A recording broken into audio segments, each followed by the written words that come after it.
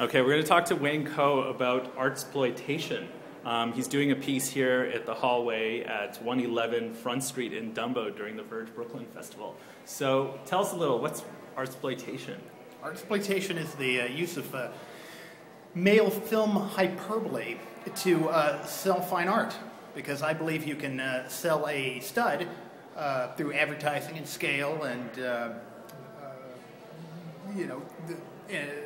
in more effectively than you can sell a painting, which is just oil on canvas. And Warhol back in 1969 showed Flesh and Lonesome Cowboy at the 55th Street Playhouse, which was a porn theater, and grossed the highest screen gross the theater had ever seen, $3,500. Wow. And all of a sudden you have contemporary fine artists stuck into a male exploitation film context. And I think that when I look at art form, it reminds me of antique porn. And you know, it was a strange connection. So then I said, well, what does that look like? So I began populating antique male porn ads with contemporary fine artists, which kind of takes the original energy from the one community and shows how we're beneficiaries of it.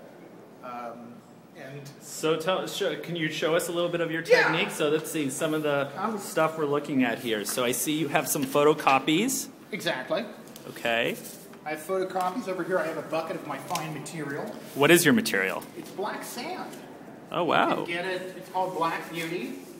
It's a sandblasting sand. It kind of looks like black glass. Under pretty lighting, it twinkles. And I apply it with a coffee cup and brushes. Got it. And it's a process of drawing in the dirt. So it's almost like Tibetan sand painting or something. It is exactly. Sand painting is a temporary and divine occupation that's been practiced by many Eastern cultures, including Native Americans and obviously Asians. But it hasn't been popular with Europeans. Or porn, it seems. Or well, the topic of porn. I think once you start drawing men with sand, they become aestheticized. It's no longer a sexual thing. Right, got it. So and that was just a byproduct of having the moxie to sit down and finally do it. Which took kind of my wife kicking me in the butt. So now the product, when this is done, are you going to be fixing it, or are people going to be walking and it's going to be slowly all the sand is going to shift? Well, while it appears that I'm doing a sand painting, this is a performance. Got it. I'm in a uniform. Got it. I generally do this on the street. And as someone asked, they said, well, why the suit and tie? And I said, well, I work on the street near the gutter, and I want to differentiate myself from people I see on the street near the gutter. And this performance, how long is it going to last? It's an endurance test. It lasts 6 to 8 hours of hard drawing on my knees and moving around, and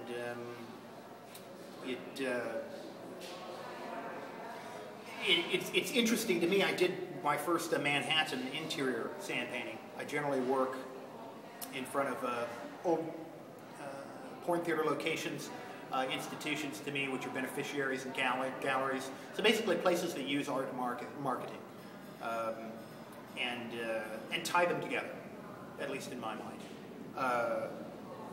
But when you do it in public, when you do it on the street, it has a totally different meaning. It kind of brings up, as a Manhattaner put it, a forbidden nostalgia.